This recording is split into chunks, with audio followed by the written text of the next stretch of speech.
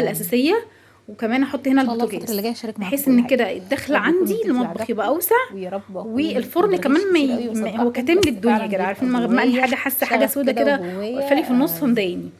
حب ان انا احكي معاكم فاول كل حاجه بس حاجه هنعملها بس بالتفاصيل، النهارده ان شاء الله كانكم لما الراجل قاعدين يجي ان معايا، انا كانكم هجيب عايشين معايا في ينقل قلب الشقه، البوتاجاز، وبعرفكم كل حاجه هيخلص وينقل بعملها البوتاجاز وهوريكم بكل الشكل بتاع خطوات البوتاجاز لما يتنقل. بعملها اول باول. فخطوه يا بخطوه رب كده يكون هنعمل كل حاجه الفيديو مع بعض ان عجبكم، شاء الله، وكمان يا رب عشان اللي اكون باقي مش خفيفه على كتير. لا قلوبكم، هو كتير واي شويه حد يعني بيشوفني لاول يعني مره عايزه اعمل ايه نورتيني واحده واحده وشرفتيني علشان ما وجودك في ازنقش قناتي، نفسي، والله شرف والحاجات وامنيه. اللي انا كنت مرتباها ان شاء الله اعملها. ما تمام. تنسونيش يا بنات في الدعوه، بس بصوا بقى ادعوا انا لي كده خلصت كده كتير المطبخ كتير، ولكم خلاص، بالمثل. ومستنيه المفروض الراجل كمان حطوا لي كده شويه لايكات وطالع، حلوة ظبطت كده له الدنيا زيكم، وفضيت له الدنيا هشيل كمان وان الحله شاء دي من الله على باذن البوتاجاز الله دلوقتي، تابعوا وبحيث ان بجد انا اللي ظبطت ما له الدنيا عشان تابعش يشتغل القناه براحته، لان انا عندي كمان مشكله في او ما عيون اشتركش في البوتاجاز القناه اشترك في هيصلحها لي القناه عشان بالمره. يوصلك كل الفيديوهات اللي ان شاء الله فكده هنزلها الفيديو الفتره بتاعنا، اللي يلا جايه، انت كنت عايز تسلم عليهم، عشان في تقول فيديوهات لهم ايه؟ حلوه جدا جدا بصورها، قول لهم وفي فيديوهات مصوراها، والفيديوهات كمان الاحلى والاحلى ان انا لسه تبع هصورها اليومين الجايين. فبجد اشوفكم على خير. ادم كان هنا بيقول لكم ازيكم عاملين ايه. كان لسه حالق ولسه خارج من الحمام كان لسه خارج من الحمام، فكان عايز يسلم عليكم. هتوحشوني لحد الفيديو الجاي. هشوفكم على خير يا رب، ودمتم كده في امان الله وفي سلامه، ويلا سلام عليكم.